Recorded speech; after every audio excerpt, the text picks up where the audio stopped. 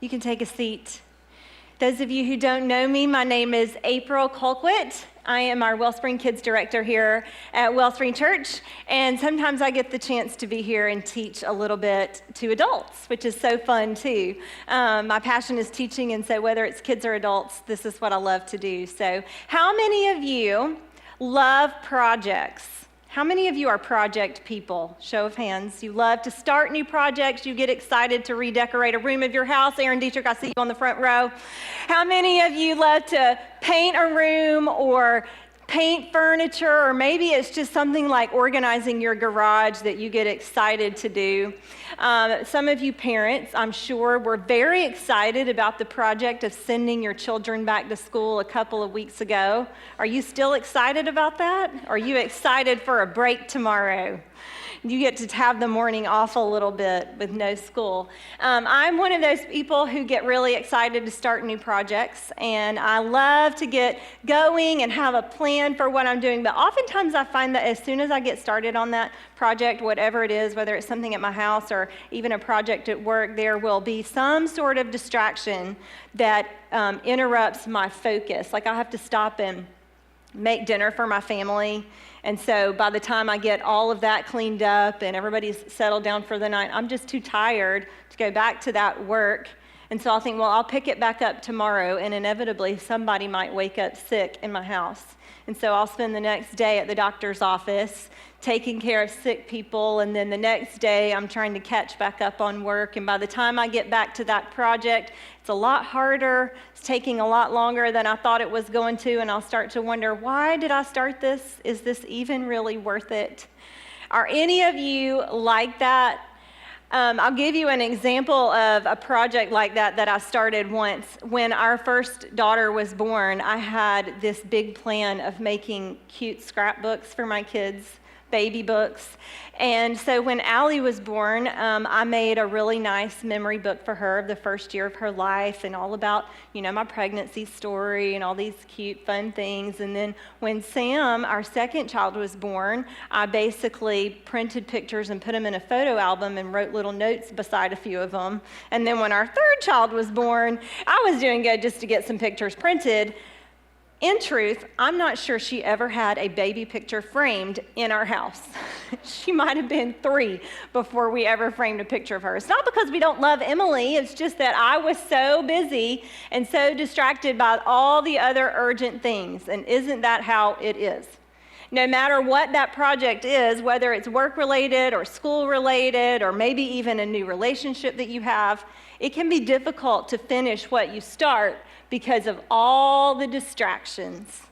There are all these things that get in the way that cause us to lose a specific focus that we started with. And it could be things like your phone keeps getting texts or phone calls. It could be that someone keeps stopping by your office at work, or there's a fly buzzing around the room that keeps distracting you. Sometimes it's just that we get tired and we're fatigued, or maybe we're feeling hungry and we can't concentrate on what we're trying to do. Or you get sick, or there's a crisis that needs your attention, or plans fall through. Inevitably, there will be some type of distraction. And the reason that I bring that up is because we've been in this series called Dream for a Decade for the last few weeks, and we've been talking about the big dreams that we have for our lives, more specifically, the big dreams that God has for our lives. And so Trey has challenged all of us to ask this question: God, what is your dream for the next decade of my life? And we've been learning that we all have some area of life where we recognize that something isn't what it should be or could be, and so we have a dream of making it better. We have a hope for improving that area of life. And so because we believe that God's plan is the best thing for us, we've been challenged to wrestle with what God might want to do in us or through us to make something better. So if you haven't been here for the last few weeks, I want to encourage you to go to your Wellspring app or go online and download those messages and catch up, because they're very helpful in how you think about your dream for the future. But if you have been here, you've been following with us online, hopefully God has already begun to show you some of the dreams that he has for your life. And maybe you've already begun to put together a path to pursue that dream. You already have a vision for how to get there, and you're feeling inspired and motivated. Maybe you've even already started to take some steps towards that divine destination, as Trey has said. But just like those projects at home, just like those home improvement projects, just like the scrapbook that I just told you about, the thing is that dreams will be met with distractions too. There will be things that interfere with your dream. The daily grind of life will interfere at some point with whatever your dream is, whatever that divine destination is. Maybe you'll get sick, maybe there'll be a crisis, there will be bills to pay, people will need to eat in your house, there will be plans that fall through, things that you didn't expect, urgencies that will demand your attention, and before you know it, what could be and what should be gets lost beneath the reality of what currently is. The urgent will rise above the important, and your dream will get buried beneath what must be in the moment. There will be distractions to your dream, and it could come in many forms. Distractions have the ability to derail your dreams. Distractions can derail your dreams, even a God-sized dream, even a dream that begins with a divine dissatisfaction, even a dream that you know that you are so confident God has given you will be met with distractions, and those distractions can derail your dreams if you aren't very intentional. And I know I sound like Debbie Downer, but I promise my hope today is not to crush your dreams. We didn't do this whole series called Dream for a Decade just to send you out the door on the last day of the series and say, good luck with that. My hope today is to prepare you for what will come so that when it arrives, you can identify it and you can know how to handle it. Because distractions can derail your dreams, but only if you allow it. There's a key component that we all need in order to defeat those distractions, and it is determination. Determination. How many of you parents and teachers in the room know how difficult it is to get a child to do something that you have instructed them to do without them getting distracted? Whether it's getting out the door for school on time or completing their homework or gathering all of their baseball gear and getting to practice with all of their baseball gear, not forgetting anything. It can be really hard to keep our children focused and not distracted by everything they see and hear. We've adopted a phrase in our house where I'll say, move with purpose. Move with purpose. In other words, don't get distracted by everything. You have been given a task, a job, a role. Don't get sidetracked. Keep moving with purpose. And sometimes as a mom, maybe this doesn't happen to you, but I have to firmly remind my children, firmly remind them to move with purpose. That's why I love this definition of determination. Firmness of purpose. A firmness of purpose. Unbothered, unwavering, not derailed by every distraction that you see and hear. In order to defeat all of the distractions, we need a determination that comes with a firmness of purpose. For the last few weeks in this series, we have been learning about a man named Nehemiah from the Old Testament. And we've been looking at Nehemiah's story because God gave Nehemiah a very big dream. He had a divine dissatisfaction when he looked at the nation of Israel and saw it in ruins. And he had a hope and a dream of making it better. But Nehemiah's dreams were met with a great deal of distractions. But the thing about Nehemiah is that he possessed a great deal of determination. He had a firmness of purpose. He would stop for no reason to see that dream become a reality. Nothing was going to stop the direction of his divine destination. And oddly enough, some of the very same distractions that Nehemiah faced, wouldn't you know, are some of the same things that we face as we are moving towards our dreams. And so I want to take a few minutes this morning just to look at Nehemiah's story and some of the distractions that he faced because I believe that they can help encourage us and learn how to respond to those distractions when we are faced with them. One of the very first things that Nehemiah did was he developed a plan for his dream. And just to catch you up kind of on where we are in Nehemiah's story, if you haven't been here for the last few weeks, basically God gave him a dream for rebuilding the wall around Jerusalem because it was in ruins, and the regions that were surrounding that area were benefiting both politically and economically from Israel's weakness. And so Nehemiah's plan was to rebuild that wall so that Israel could be restored to a strong, powerful nation once again. But the rulers of those surrounding regions didn't want that to happen because they were benefiting. One man in particular, who was the governor of Samaria, his name is Sanballat, he was benefiting the most. And so he absolutely did not want to see the wall rebuilt. And he made it his personal mission to stop the wall of Jerusalem being rebuilt. And so he put together a plan. He basically called together the other rulers to join his team, and they planned an attack against the nation of Israel, against the workers on the wall. But Nehemiah caught wind of that information, and so he told his workers, he said, at all times, I want you to stay armed and ready for battle, but continue working. And so it didn't take long for Sanballat and his crew to realize that they were not going to be able to make a successful attack against the workers, and so they changed their tactics. And Sanballat began to zero in specifically on Nehemiah as the leader of the project, because he thought if he could distract Nehemiah, then he could impede the progress on the wall. So if you're a leader of any kind of organization, a leader in your school, a leader in your workplace, or maybe you're just the leader of your household, take some notes, because the distractions will sometimes come after the leader, because if the leader can get distracted, then the whole project might fail. So Sanballat, he begins sending all of these messages to Nehemiah as he's working on the wall. You know how hard it is to stay focused at work or at school or whatever you're doing, and you keep getting text messages on your phone or phone calls, and you know you should ignore them, but what if it's something urgent? What if somebody needs your help, or what if you have a family emergency, or maybe you're supposed to be in a meeting that you forgot about?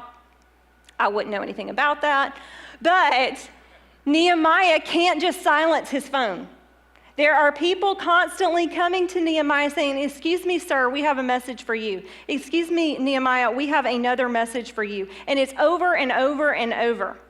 And so one of those messages that Sanballat sends to Nehemiah comes in an unsealed envelope. It's not sealed, which basically means that it would have passed through the hands of many people before reaching Nehemiah, and it would be the equivalent of a carbon copied email to everyone in your workplace. Anybody could have read that. And Sanballat is intentionally trying to spread a rumor, a nasty rumor about Nehemiah. He criticizes him by saying that the reason Nehemiah really wanted to rebuild the wall is because he's trying to promote himself as the next king of Israel.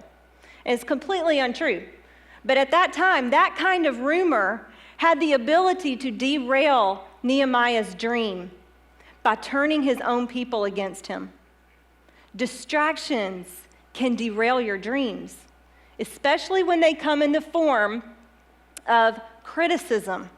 Distractions can derail your dreams when they come as criticism. When someone is unsupportive of what you're doing, when someone doesn't get what you're trying to achieve, or they don't like what you're trying to achieve and they question it, they make false accusations, it can be very distracting. It causes us to lose our focus. And so look at how Nehemiah responds to the criticism. He says, I replied, there's no truth in any part of your story. You are making up the whole thing. He simply says, not true. But he's busy and he doesn't have time to get involved in long, drawn-out debates or hearsay about what's true and what's not true. He just sees the criticism for what it is. He says, they were just trying to intimidate us, imagining that they could discourage us and stop the work. They were just trying to intimidate us. When someone is criticizing you, when they're questioning you, judging your every move, it's very intimidating. But the longer you spend, the more energy you use answering those critics, the more distracted and discouraged you will become from your dream. And so Nehemiah responds with the very opposite of intimidation. Look at what he does. So I continued the work with even greater determination. Nehemiah uses the criticism to drive the determination of his dream. He uses it like fuel to make him even more determined. Have you ever considered when you are criticized that if you will stay determined to keep moving towards your divine destination, that the success of that dream will be all the proof that you need? It will be all the defense that you need. Nehemiah recognized that he didn't have time to get involved in long debates. He just said, I'm going to continue with even greater determination. I have a friend that we recently caught up and had lunch together, and she's been in grad school, and she was telling me that her supervisor was very critical of her, and it caused her to start to doubt herself.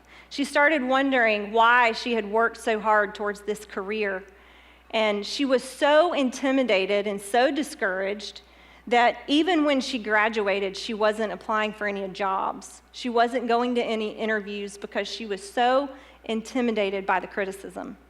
And I reminded her, remember, you chose this dream over another one because you were confident and certain that this is what God positioned you and purposed you to do. Don't be derailed by someone else's criticism, by someone else's doubt about a dream that God has put in your heart. Continue with even greater determination. Your success of your dream will be all the proof that you need. Another distraction that we face towards our dreams is this: fear. Fear can derail our dream faster than anything else. And Nehemiah faced some fears as well. When Sanballat realized that criticism was not holding him back, he decided to start threatening Nehemiah's life. He organized an inside job, and he found someone inside the city of Jerusalem, and he got them to tell Nehemiah that his enemies were coming to kill him in his sleep, and he should run for safety and cling to the altar inside the temple. And it was a pretty ingenious plan, because the only people who were really allowed inside the temple were the priest, and Nehemiah was not a priest. And so for him to run inside the temple would violate the temple. It would be so offensive to the Jewish people that it would discredit Nehemiah as a leader.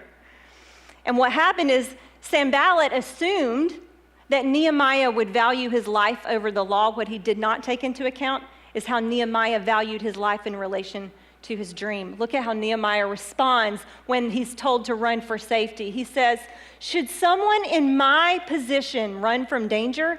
Should someone in my position enter the temple to save his life? No, I won't do it. Should someone in my position? See, Nehemiah, as the leader of the project, realizes that his position to the mission is critical. His position to that dream is necessary for the completion. And if he was only in the dream for the benefit of himself, maybe he would have every reason to run and hide in safety. But this is about something bigger than Nehemiah. The completion of the wall around Jerusalem was about the success of the whole nation of Israel. Nehemiah could not just abandon that for the sake of saving his own life. Every dream will be met with some elements of the unknown, and that is where fear stalks us. It is the what ifs, right? The what ifs that have the potential to derail us faster than anything else. The question, what if no one believes in me? What if I get rejected? What if no one else in my life comes along? What if I can't get a loan? What if no one will invest with me? The biggest one of all, what if I fail? Fear is a form of focus, and when we become so focused on the fears, it can cause us to lose sight of what could be and what should be. When we start making decisions based on the bad things that might happen rather than the good things that we know could and should happen, fear has begun to derail your dream already. Don't let fear derail your dream. Let faith be the determination of your dream. Be determined and have faith in the position that God has given you as your dream, to lead that dream, to move towards your divine destination. God has given you an important position. Don't be derailed by fear. Be determined by your faith. So those are two forms of distraction that Nehemiah faced that we can identify with, criticism and fear. And those are the easy ones, just so you know. Those are the easy ones to identify and for us to know how to deal with. When it comes to criticism, let it go. Move with even greater determination. Have a firmness of purpose towards your dream. When it comes to fear, let your faith be bigger than your fear. God's given you an important position. But have you ever considered that one of the greatest distractions to your dream can be disguised as opportunities? Opportunities will come along every single day that have the potential to derail your dream. More often than not, they will be good opportunities. Opportunities in your career, financial opportunities, maybe a relational opportunity. Sometimes it's just an opportunity to go have fun. And the reason that those opportunities can derail us so quickly is because they are so easy to justify. How do you know if it's a good opportunity or if it's maybe something that's a part of your dream? It can be hard to know the difference. So I want to back up to the beginning of chapter 6. If you're following along, we skipped over those few verses at the beginning because this is where I think we need to spend the most time. Because when it comes to our dream, opportunities are one of the greatest distractions, but they are the most difficult to identify and for us to know how to handle. But one of the very first distractions that Nehemiah faced was opportunity. Here's how he explains it. He says, "Then Sanballat and Geshem sent a message to me saying, 'Come, let us meet together at Shephirim in the plain of Ono.'" Basically, these guys have called Nehemiah down off of the project, and they want to have a meeting with him. Their goal is to isolate him from his team so that they can kill him. But Nehemiah can't know all of that. What he does know is that his work is extremely important. And so he tells them, "I am doing a great work, and I cannot come down. Why should the work stop while I leave it and come down to you?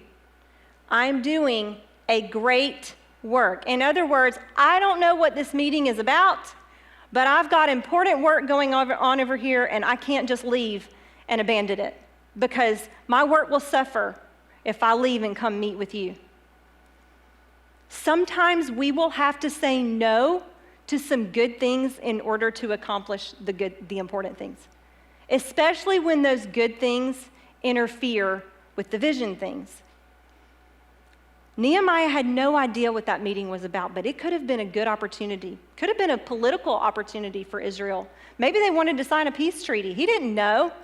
But what he did know was that he was doing a great work, and he cannot come down from that. There will be opportunities that we are presented with, and it can be difficult to tell if those are good opportunities or if they are vision opportunities. So how do you know the difference? Look at what Nehemiah did. He weighed the cost. He said, if I come down, the work will stop. If I leave what I'm doing, it's going to hinder the current work that I know for sure I'm supposed to be doing. So when you're presented with a good opportunity, there's a clarifying question that I think you should pause and ask yourself. And it's this: does this direct me towards my divine destination? Does this opportunity, does this job opportunity, does this relationship, does this event, this social event, does this financial purchase, does this investment direct me towards my divine destination? Or is it pulling me away towards something else? Is it in line with where I'm already going, or is it taking me in a different direction? The best way that I can describe this to you is to tell you a personal story. Most of you know, if you've been around Wellspring this summer, that we just completed a project in our kids' wing as we were making room to grow. And the reason that we were making room to grow is because we have a dream as a church of seeing the next generation grow to love and serve Jesus. And part of that dream is also that we would be able to partner with their parents in that journey. And so that big dream does not come without a lot of distractions. We have to fight for it all the time. One of the things that we've been doing here at Wellspring for 4 years now is an event called Kids Celebrate. And if you don't know, Kids Celebrate is this big, fun worship night for kids where we invite kids to come and be a part of leading the worship experience. And students get to lead, and we have adult volunteers, and it requires months of planning, but it's an awesome thing that we do here at Wellspring. Well, this year, we did something that we have never done before in the history of Wellspring Church. This time last year, last fall, we put the date for Kids Celebrate on the calendar. And then in the spring, we began to promote Kids Celebrate and talk about it, even from the stage, and kids started to sign up, and we were making big plans for Kids Celebrate. And then 5 weeks out from the date of Kids Celebrate, we made a difficult decision to postpone Kids Celebrate. It was not something that we took lightly. It was a difficult decision that we prayed a lot about, but here's what happened. When Horry County Schools announced their school calendar for the year, it was different than it's been in the past. It changed the pattern. They were going to start sooner than they usually do. And then at the end of July, they started putting out all of these dates where they were going to be having back-to-school events on the same week that we were supposed to be gearing up and practicing for Kids Celebrate. And we realized that that was going to interfere with our plans for Kids Celebrate. On top of that, we were also at the same exact time supposed to be wrapping up our Room to Grow project. And all of the people who were needed to make Room to Grow happen were also needed to make Kids Celebrate happen. So we came to this crossroads where we had to ask this question: does this direct me towards my divine destination? Does doing Kids Celebrate the week before school starts direct us towards our divine destination of being able to help families discover that life is better because of Jesus? And listen, us doing an event the week before school starts with kids was not helping parents. It was stressing them out. And our dream is not to hinder parents, it's to help them. And we couldn't continue in the work that we knew we needed to do in our family ministry if we didn't complete the Kids Wing expansion and complete it well. And so we had to make a decision where we said, Kids Celebrate has become a distraction. As awesome and great as it is, we believe in it. It's actually part of our vision and our strategy for family ministry. But there came a moment where it was interfering with our divine destination, our dream of being able to partner with families to make their life better. Sometimes a good opportunity comes along that we have to look at and we say, is this directing me towards my divine destination? And it might not mean no forever. Sometimes it just means not right now. For us, Kids Celebrate meant not right now. We're still doing it in just a few weeks, just not when we thought we were going to get to do it. When you are presented with a good opportunity, pause and ask yourself this question: does this direct me towards my divine destination? And if the answer is no, kindly remind yourself, I am doing a great work, and I cannot come down. And continue to move in the direction of your divine destination with even greater determination. Even greater determination. There will be things that come along. Moms, when you are tempted to add one more thing to your already busy lives, to your already busy family life, think about the dream that God has given you for your family and remind yourself, I am doing a great work and I cannot come down.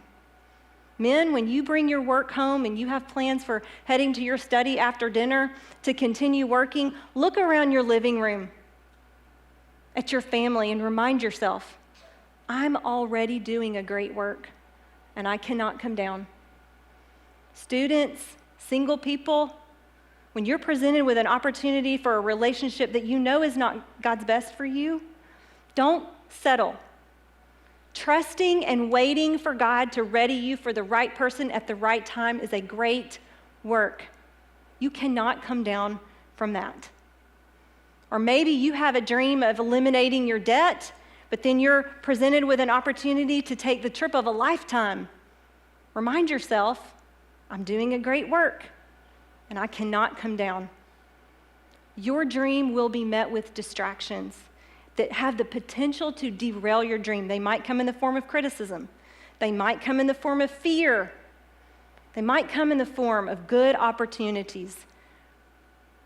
But work towards your divine destination with even greater determination, because God has given you an important work to do. Nehemiah was doing something that was bigger than himself. He couldn't come down for that. And when the workers on the wall were beginning to get discouraged by all of the distractions too, I want to show you what Nehemiah told them, because he led them in the same way that he was responding to that criticism. He called them all together and he said to them, remember the Lord, who's great and glorious, and fight for your brothers, your sons, your daughters, your wives, and your homes. In other words, God is the one who positioned us for this, and he is on our side. He is on our side, so stay determined and fight for what matters the most. This message today is for anyone in the room who has a dream of something getting better. But I want to take just a moment and specifically encourage any of you who are parents, who are grandparents, who are educators, or maybe you just volunteer with kids in some capacity or with students in some capacity. What you are doing, how you are leading, the dream that God has given you is so much bigger than yourself. It is about the next generation. You are doing an important, great work. Do not be distracted by the things that stand in your way of that. Continue with greater determination and remind yourself, I am doing a great work, and I cannot come down for that. You are doing a great work. If God has put a dream in your heart for young people or for the next generation, something that is bigger than yourself, it is great work. Do not be distracted by the things that tempt to derail your dream. I think maybe this is why I relate so well to Nehemiah's story, because of this church in this place and how we are greatly determined to reach the next generation. We are a church, a place that is greatly determined towards our dream of helping young people, kids, students, and even their families to discover that better is possible because of Jesus. And it does not come without distractions, but we are greatly determined. If you are new to Wellspring Church, you need to know that this place is full of people of all ages who are determined to help young people discover that life with Jesus is better. There is a multi-generational effort going on right here that is taking the next generation to a better life. It's why and how we were able to make the Room to Grow project possible, because of all of you who came alongside of us to make that dream a reality. And if you haven't had a chance to see it yet, I want to give you a glimpse into what we were able to do through Room to Grow and how God has already begun to fill those spaces with steps towards life change. Check this out.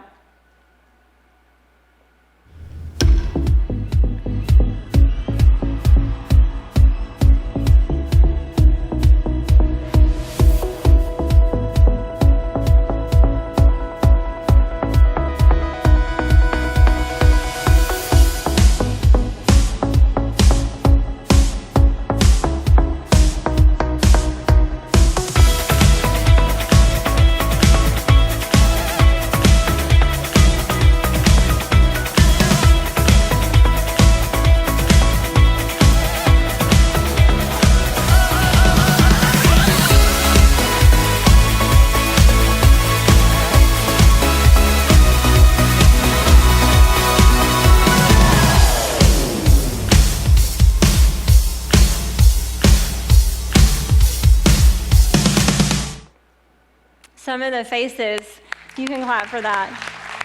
Some of the faces that you just saw in that video were baptized last week at Beach Baptism. It's so awesome to see that. Thank you for helping us make that possible and for coming along and being a part of our dream here at Wellspring Church.